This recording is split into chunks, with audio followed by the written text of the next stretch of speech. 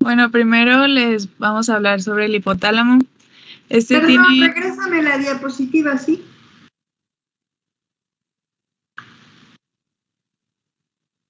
Ahí, profe, o antes. La anterior.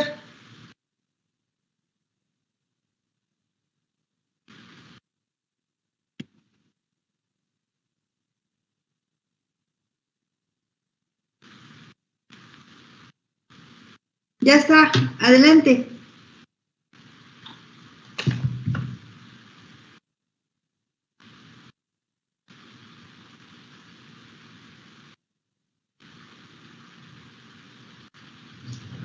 Adelante.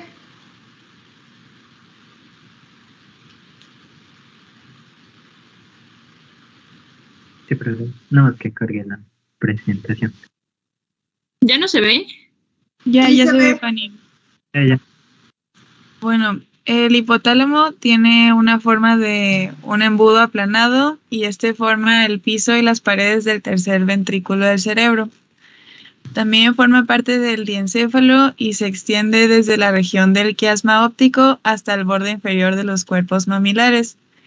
El hipotálamo se encuentra debajo del surco hipotalámico y es una superficie relativamente pequeña del encéfalo y se encuentra cerca del sistema límbico, el tálamo y de la hipófisis.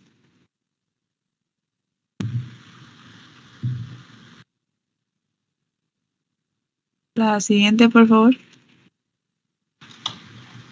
Visto desde una vista inferior, el hipotálamo se relaciona con las siguientes estructuras en un sentido anteroposterior, que es con el quiasma óptico, el tuber cinerum e infundíbulo y con los cuerpos mamilares.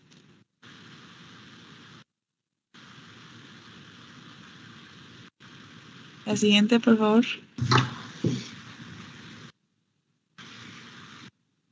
El hipotálamo está compuesto visto desde una vista microscópica por unas células nerviosas pequeñas que están distribuidas en núcleos. Y para que sea más fácil describirlos, los núcleos se dividen por un plano parasagital en zonas medial y lateral. En la zona medial se encuentra parte del núcleo preóptico, el núcleo anterior que se fusiona con el preóptico, también parte del núcleo supraquiasmático, el núcleo paraventricular, el núcleo dorsomedial, el núcleo ventromedial, el núcleo infundibular o arcuato y el núcleo posterior. La siguiente, por favor. Y en la zona lateral se pueden ver parte del núcleo preóptico, parte del núcleo supraóptico, el núcleo lateral, el núcleo tuberomamilar y los núcleos tuberosos laterales. Algunos de los núcleos, como el preóptico, el supraquiasmático y el mamilar, se pueden ver desde ambas vistas. Y también se debe saber que la mayoría de los núcleos hipotalámicos tienen límites mal definidos. Entonces, a veces es un poco más difícil describirlos. Pero con el uso de la tecnología moderna se han ido describiendo más estos núcleos. La siguiente, por favor.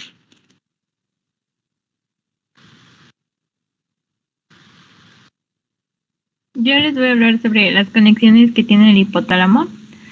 Bueno, el hipotálamo presenta una amplia gama de conexiones a través de las cuales va a controlar la homeostasis y el equilibrio fisiológico del organismo.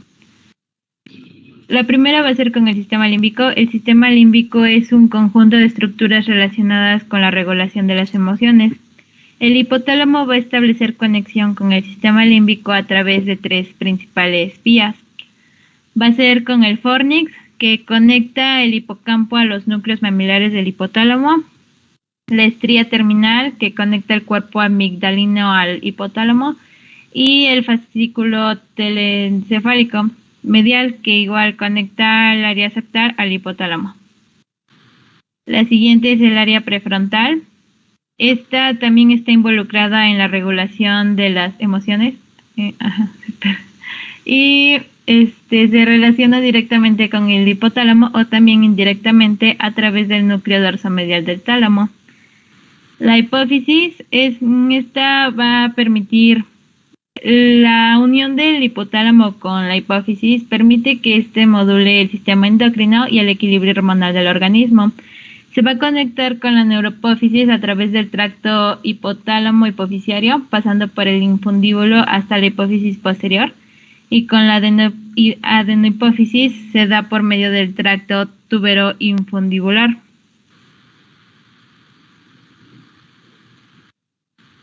La siguiente, por favor.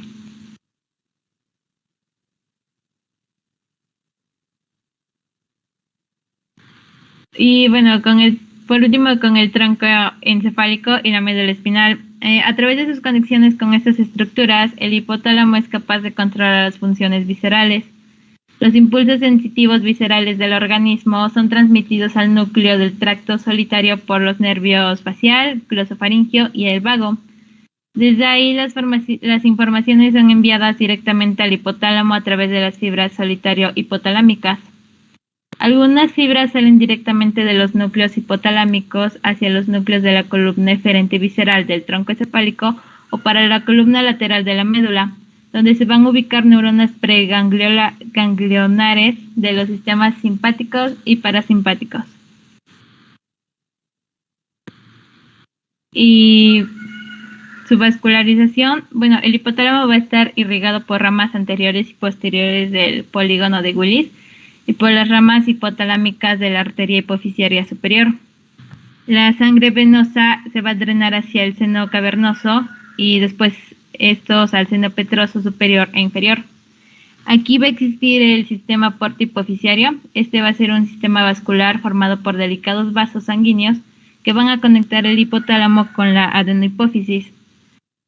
Y bueno, se origina de la arteria hipofisiaria superior, una rama de la arteria carótida interna que forma un plexo capilar primario ubicado en el infundíbulo y en la eminencia mediana.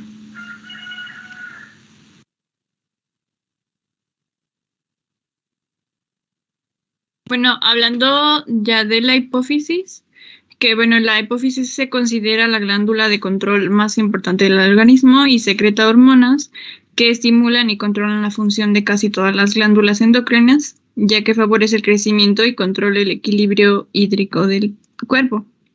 Bueno, la hipófisis, como lo dije, es una glándula endocrina impar y media que está conectada a la base del encéfalo por medio del infundíbulo.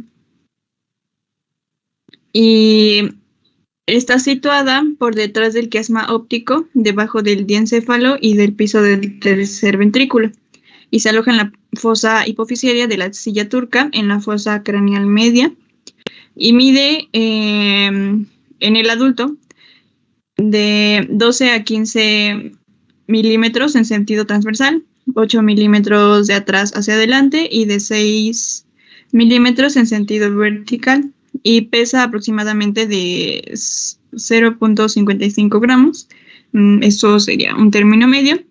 Y bueno, anatómica y funcionalmente, la hipófisis se compone de dos lóbulos, uno posterior, o llamado neurohipófisis, y otro anterior, que es la adenohipófisis, que es glandular, y está separado entre sí por la porción intermedia de la adenohipófisis y unidos al cerebro por el infundíbulo, que es la neurohipófisis.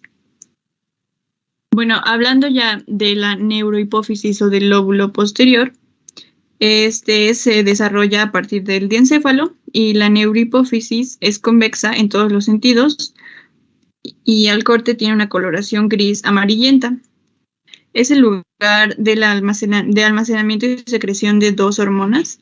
La primera es la vasopresina, que es también conocida como la hormona antidiurética, y la oxitocina, que se sintetizan en las neuronas hipotalámicas.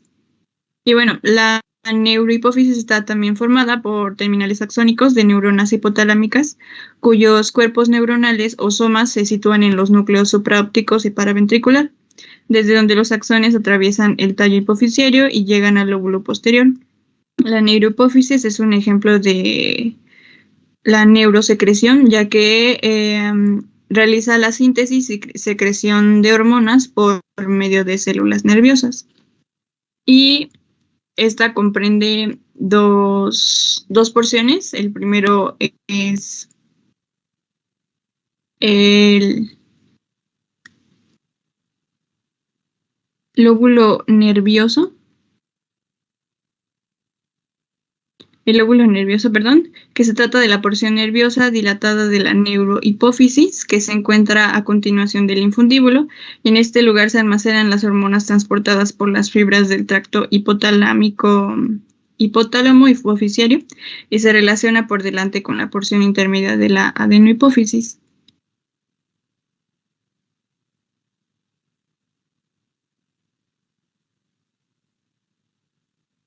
Perdón, profe. Es que se movieron.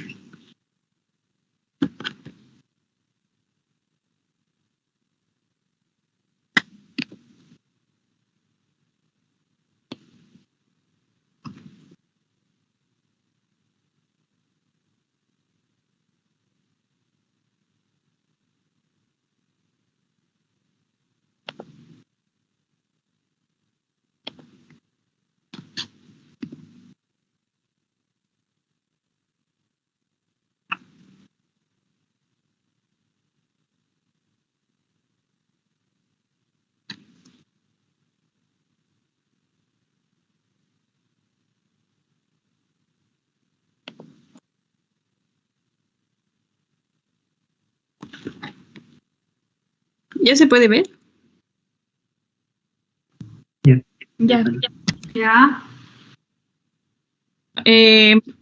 Como les decía, también está compuesto por, yéndonos a la adenohipófisis,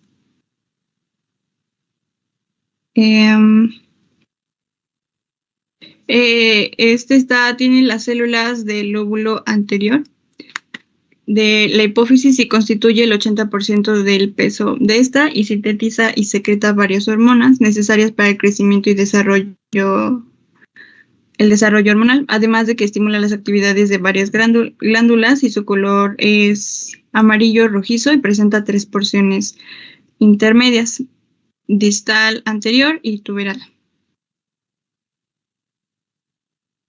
En la porción intermedia de la adenohipófisis, la porción intermedia es una hoja epitelial delgada de poco desarrollo en el hombre que se encuentra en la parte más posterior de la adenohipófisis. Entre la porción intermedia y la porción distal se puede observar la hendidura hipofisiaria, que es el vestigio de la bolsa de Rathke, y a partir de la cual se desarrolla la adenohipófisis, y la porción intermedia se halla en el límite entre la adenohipófisis y la neurohipófisis, y está estrechamente adherida a esta última. En la porción distal de la adenohipófisis es la porción anterior de la adenohipófisis, de forma abultada es la parte de mayor tamaño y se ubica por delante de la porción intermedia y de la hendidura hipofisiaria y por debajo de la porción tuberal. La porción distal está ricamente vascularizada y los distintos tipos de células productoras de hormonas se encuentran en folículos irregulares rodeados por los sinusoides vasculares. En la porción tuberal de la adenohipófisis, la porción tuberal es la prolongación superior de la adenohipófisis y rodea al infundíbulo nervioso y a la inminencia media. Y bueno, se ubica por arriba de la porción distal y es más estrecha que esta. También es una porción de la adenohipófisis y está ricamente vascularizada.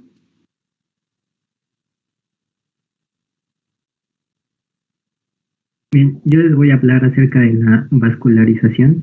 Empezamos con las arterias. Estas van a provenir de la carótida interna y van a comprender de cada lado 2 arterias. La primera va a ser la arteria hipofisiaria superior y la segunda la arteria hipofisiaria inferior. La superior se va a originar en la carótida interna, en su porción cerebral, o también llamada supraclinoidea.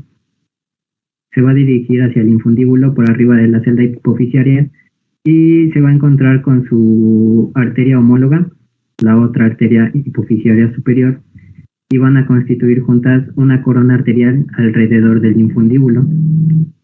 Las ramas van a formar una red capilar y van a formar lo que serían el plexo primario. Y adelantando lo que sería su drenaje, estos van a estar drenados por las venas portales hipoficiarias y van a desembocar en las capilares sinusoides, de la adenohipófisis. También tenemos a las arterias hipoficiarias inferiores. Estos van a proceder de la porción cavernosa de la carótida interna y van a perforar la pared medial del seno cavernoso. Van a penetrar la celda y van a llegar a la parte inferolateral de la neurohipófisis. ¿Le puedes pasar a la siguiente? Gracias. Bueno, teniendo a lo que sería el drenaje venoso, vamos a tener que las dos corrientes arteriales se van a drenar finalmente por los vasos perihipoficiarios eferentes que llegan al seno cavernoso y a los senos intercavernosos situados en el diafragma celar. Existen conexiones con las venas hipotalámicas y la red de la pía madre que siguen al infundíbulo. Después vamos a tener a lo que sería la inervación. Vamos a tener que la adenohipófisis, va a recibir fibras nerviosas simpáticas que siguen las vías de las arterias. Y por otro lado vamos a tener a la neurohipófisis, que va a recibir fibras amielínicas que recorren el infundíbulo y la conectan con el hipotálamo. Las fibras largas, por ejemplo, de este tracto provienen de los núcleos supraóptico y paraventriculares del hipotálamo. Y los axones largos que llegan al lóbulo nervioso van a contener a las hormonas que transportan oxitocina y hormona antidiurética. También pues algunos axones provenientes del núcleo arqueado y de otros núcleos del hipotálamo son cortos y van a terminar en la eminencia media del infundíbulo y van a transportar hormonas liberadoras hasta el plexo primario del sistema portal hipoficiario. Siguiente. Ok, después continuamos con las relaciones de las hipófisis. Vamos a tener que la hipófisis va a estar contenida en la celda hipoficiaria y las paredes de esta celda la van a separar de los órganos vecinos. En esta celda vamos a encontrar una parte ósea que va a ser la denominada silla turca y va a estar excavada en la cara superior del esfenoides y limitada por los 4 procesos clinoides. Además, en esta parte se van a formar las paredes inferior, anterior y posterior de la misma celda. También se cuenta con una parte fibrosa, y esta parte fibrosa va a constituir a las paredes superior y laterales. La pared superior va a estar formada por el diafragma celar, que va a ser la denominada tienda de la hipófisis. También vamos a encontrar ahí a la hoja de la dura madre, que va a estar extendida desde la tienda del cerebelo y va a unir los bordes anterior y posterior de nuestra silla turca. Las paredes laterales se van a confundir de cada lado con la pared medial del seno cavernoso y van a estar formados por una hoja de dura madre tendida desde el borde de la incisura o circunferencia menor de la tienda del cerebelo hasta el periósteo de la silla turca. La siguiente, por favor.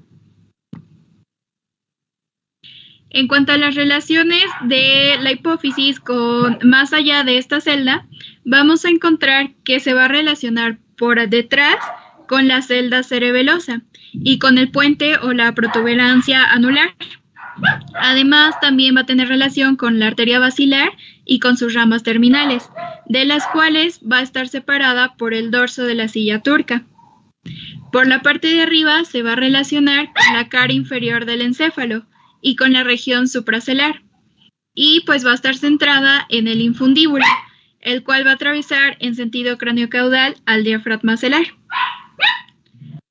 La siguiente, por favor. En cuanto a las relaciones con el infundíbulo, vamos a encontrar que por detrás del mismo se va a relacionar con la base del encéfalo y además con el tuber cinereum y con los cuerpos mamilares. por arriba del infundíbulo se va a relacionar con el receso infundibular del tercer ventrículo. Por delante del infundíbulo se va a relacionar con el quiasma óptico y aquí es en donde se va a aplicar directamente sobre el diafragma maxilar. Y con esta relación podemos... Adelante, Adri, adelante.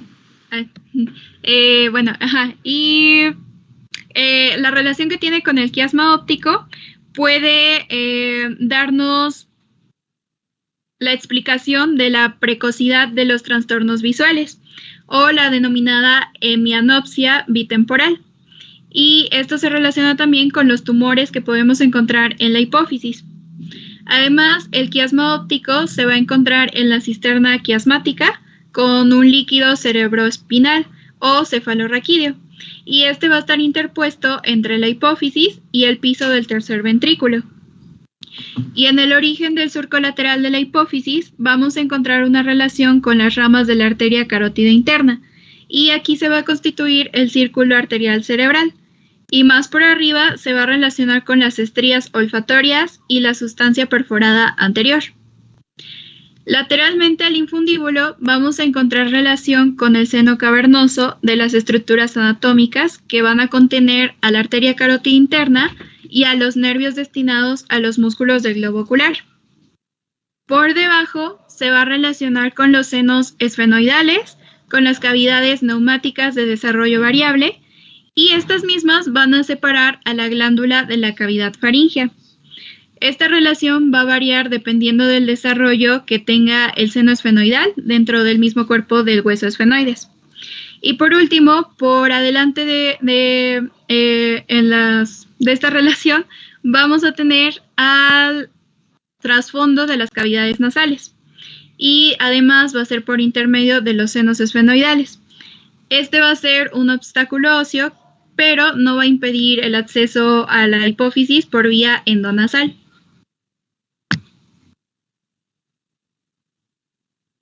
Bueno, hablando del infundíbulo, esta porción de la neurohipófisis es vertical y ligeramente oblicua en sentido inferior.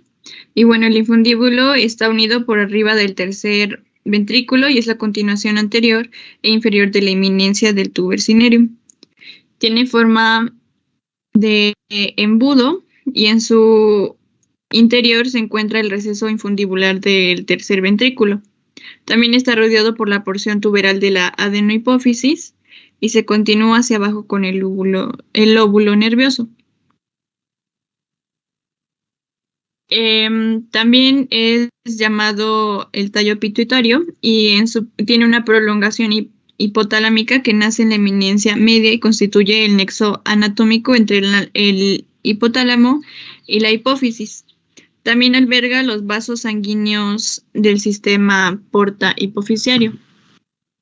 Y bueno, una patología que encontramos con respecto al tallo hipofisiario es el síndrome de interrupción del tallo hipofisiario. Y bueno, es una alteración congénita rara de la glándula pituitaria que se relaciona con la deficiencia aislada de la hormona del crecimiento u otras hormonas secretadas por la pituitaria anterior. Y se caracteriza por la tríada clásica, el tallo hipofisiario interrumpido o ausente, la hipófisis posterior ectópica y la hipoplasia o aplasia de la hipófisis anterior. Y bueno, dentro de sus manifestaciones clínicas esta depende de la edad al momento de establecer el diagnóstico. Y bueno, en los recién nacidos aparece como hipoglucemia, ictericia, criptorquidia y micropene. Y en los adolescentes y adultos se caracteriza principalmente por la talla baja, retardo en los caracteres sexuales, por la epilepsia y retraso intelectual o ambos. Ahora les hablaremos sobre las hormonas inhibidoras y liberadoras. La siguiente, por favor.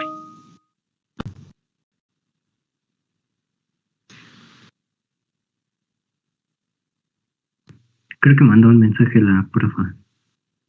Sí, chicos, nos vemos en Meet. Sí, continúen. Alguien que abra Meet, por favor, porque ya van 2 veces que se me quiere interrumpir la señal. Entonces, ¿continuamos o abrimos ya? Terminen aquí esto. Es que yo les quería explicar algo desde que Adri estaba hablando.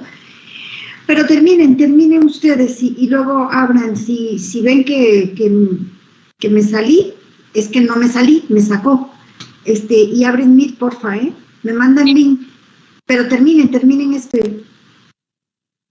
Sí, profesora. Sí, profesora. Ok, bueno, entonces, hablando de estas hormonas, vamos a tener que van a ser las hormonas que estimulen a la hipófisis. Y esto para que libere a sus propias hormonas. Como se mencionó, pues vamos a tener de 2 tipos, que van a ser las liberadoras o las que inhiban. Las que inhiben van a inhibir la secreción hipofisiaria. Y el efecto liberador o inhibidor se va a identificar a través de sus nombres. La siguiente, por favor.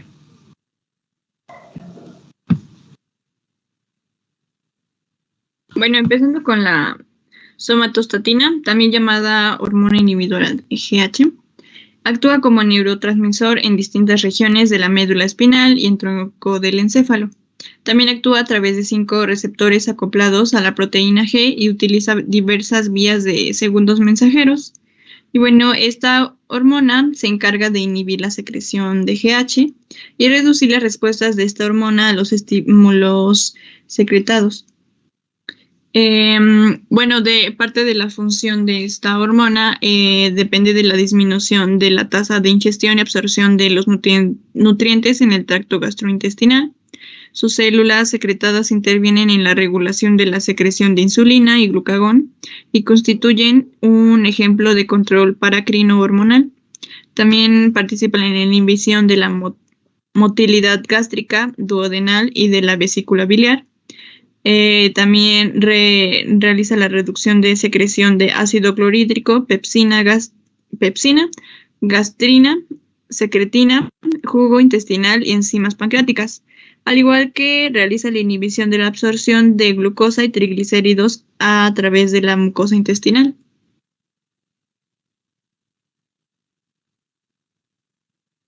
Los factores inhibidores de PRL o prolactina están constituidos principalmente por la dopamina. Esta sustancia se genera en los núcleos arqueados y paraventriculares del hipotálamo. Una vez que se produce, la dopamina viaja a través de los axones de las neuronas hasta terminaciones nerviosas. Después de ahí se libera en la sangre y se transporta a través de vasos sanguíneos para que llegue a la hipófisis anterior. Cuando se acopla a los receptores de la hipófisis, esta inhibe la producción de prolactina. Y la inhibición se realiza mediante interacciones con los receptores D2, que son los receptores de dopamina ligados a la adenilatoxiclasa. Y asimismo, la dopamina inhibe la formación de AMP cíclico y la síntesis de fosfoinositol. Esta hormona actúa siempre que no es necesaria la producción de prolactina, es decir, cuando no hay un embarazo. Y esto es con el objetivo de evitar los efectos de la prolactina, los cuales no son necesarios cuando no hay un embarazo.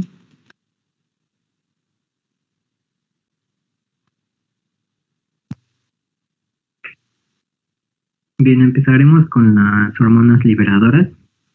Vamos a tener primero a la gonadotropomina. La hormona liberadora de gonadotropomina actúa de forma directa sobre los receptores hipofisiarios de alta afinidad. Cuando se estimulan dichos receptores, motiva un incremento en la producción de la hormona gonadotropomina.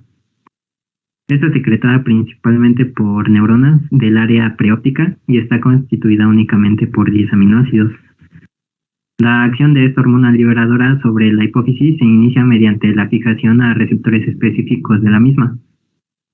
El proceso de la liberación de la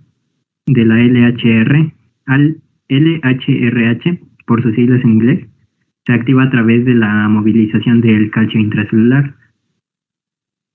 Aquí los adrenergéticos facilita la liberación de la hormona, y mientras que los opiáceos endógenos la inhiben. Asimismo, los estrógenos incrementan la cantidad de receptores de la LHRH y los andrógenos la reducen. Vamos a tener que la liberación de esta hormona por parte del hipotálamo, varía notablemente a lo largo de la vida del ser humano, y esta puede empezar durante el embarazo. La gonadotropina son hormonas que están implicadas en la regulación de la reproducción de los vertebrados, y concretamente existen 3 tipos distintos. Todos estos 3 tipos distintos van a ser originadas o liberadas por la LRHR. Vamos a tener a la hormona luteinizante, hormona estimulante del folículo, y la gonadotropina coriónica. Las funciones de estas van a ser primero de la hormona luteinizante, que es la encargada de iniciar la ovulación en la mujer. Después tenemos a la hormona estimulante del folículo, que va a estimular el crecimiento del folículo ovárico que contiene el óvulo. Y finalmente tenemos a la gonadotropina coriónica, que esta se va a encargar de administrar los factores nutricionales y estimular la producción de cantidades necesarias de otras hormonas para el embrión. Por ese motivo, la LHRH motiva una elevada estimulación de gonadotropinas durante el embarazo. Listo.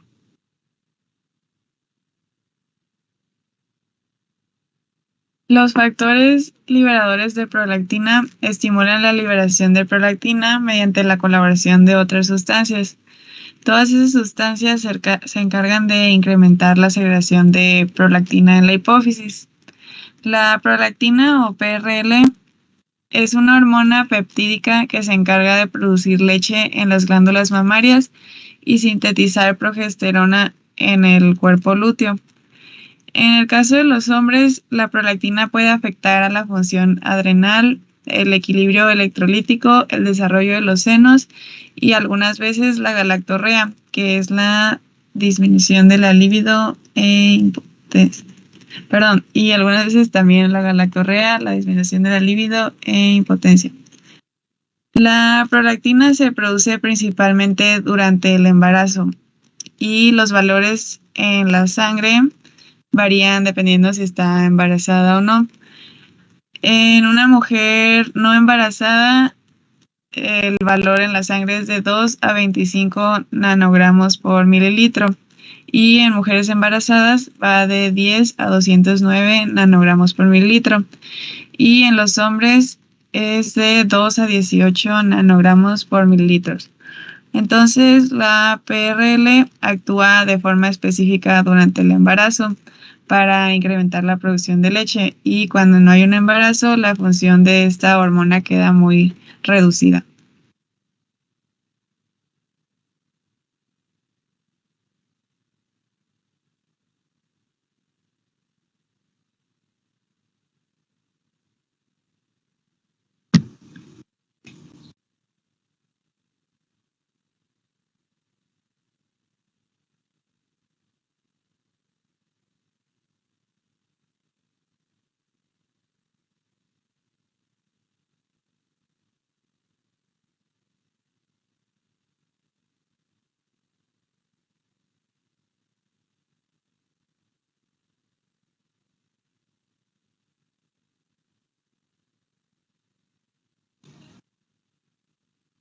Perdón, ya estaba yo hablando y estaba el micrófono cerrado. Seguimos con la hormona liberadora de la tirotropina. Esta hormona también va a ser denominada como TSH-RH y va a ser un tripéptido que va a ser generado en el área hipotalámica anterior o adenohipófisis. Y asimismo también se puede producir directamente en la hipófisis posterior o en otras zonas del cerebro y de la médula espinal. La TSH-RH va a circular por los vasos sanguíneos hasta llegar a la hipófisis, y este va a ser el lugar en donde se acople a una serie de receptores específicos. Cuando esta hormona va a llegar a la hipófisis, se va a estimular la secreción de la tirotropina. Y esto va a ser a través del incremento del calcio citoplasmático libre. También vamos a poder encontrar que el fosfatidinosidol y los fosfolípidos de la membrana van a participar en la secreción de esta hormona. La acción que va a realizar esta hormona se va a ejecutar sobre la membrana y no va a depender de la internalización, aunque esta última va a tener un lugar y va a motivar al incremento de la secreción de la tirotroponina.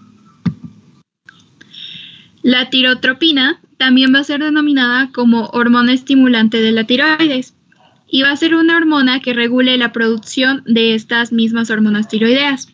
Concretamente, se va a tratar de una sustancia glicoproteica que nos va a aumentar la secreción de la tiroxina y de la triodotironina.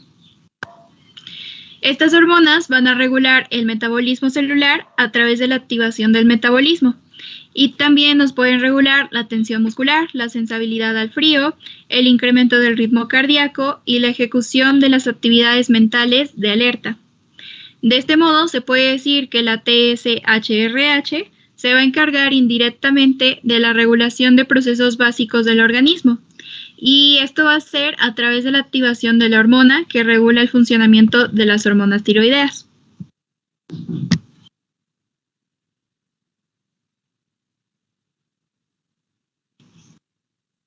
Después seguimos con la hormona liberadora de la hormona del crecimiento, o también denominada GHRH.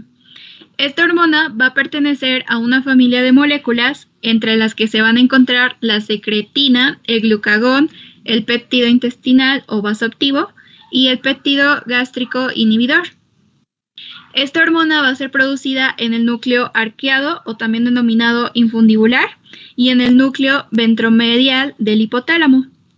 Cuando esta hormona se produce, va a viajar mediante los vasos sanguíneos hasta la hipófisis.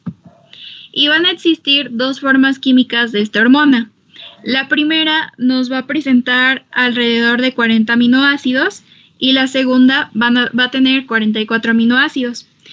Ambos tipos de estas hormonas van a ejercer una gran cantidad de acciones sobre las células somatotrópicas. Otro dato que tenemos sobre esta hormona es que cuando se fija en la membrana de las células hipofisiarias, se va a producir una elevada estimulación de la secreción de la hormona del crecimiento, o GH. Y esta estimulación la va a realizar mediante un mecanismo dependiente de calcio que va a activar a la adenilciclasa a través de una acumulación de AMP cíclico. Asimismo, también va a activar el ciclo de la fosfatidinosidol y va a ejercer una acción directa dentro de la célula. La hormona de crecimiento es una hormona peptídica que, como su nombre lo dice, nos va a estimular el crecimiento y la reproducción sexual. Asimismo, entre sus otras funciones va a estar el permitir la regeneración de los músculos y de los tejidos del organismo. Los efectos que puede tener la hormona del crecimiento pueden ser descritos de forma general como anabólicos y se van a llevar a cabo en una gran variedad de acciones sobre el organismo. Pero dentro de los principales y más importantes que vamos a tener es que nos incrementa la retención de calcio y mineralización de los huesos, va a aumentar la masa muscular, va a promover la lipólisis, va a incrementar la biosíntesis de las proteínas, va a estimular el crecimiento de todos los órganos internos, a excepción del cerebro, va a regular la homeostasis del cuerpo, va a reducir el consumo de glucosa del hígado y promover a la gluconeogénesis, va a contribuir al mantenimiento y función de los islotes pancreáticos y por último va a estimular al sistema inmunológico. Y ya por último, la hormona liberadora de corticotropina. Esta es liberada por el hipotálamo ventromedial del cerebro y es transportada por la sangre hasta el sistema portohipofisiario. La hormona liberadora de corticotropina va a ser estimulada mediante estados de balance energético positivo y es reducido en estados de balance energético negativo. Cuando esta hormona llega a la adenohipófisis, se encarga de promover la producción y secreción de corticotropina. La corticotropina es una hormona polipeptídica que estimula las glándulas suprarrenales, ejerce una acción sobre la corteza suprarrenal y estimula la esteroidogénesis, el crecimiento de la corteza suprarrenal y la secreción de corticosteroides. La carencia de esta hormona en la sangre provoca la disminución de cortisol, induce a la persona a un estado de hipoglucemia y debilidad. También puede producir disminución de andrógenos adrenales en sangre y también la reducción de vello axial púbico y la reducción del líbido.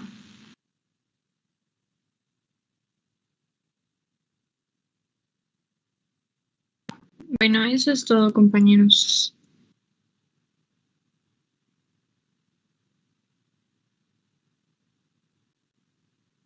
Ya les mandé el link por WhatsApp Teams.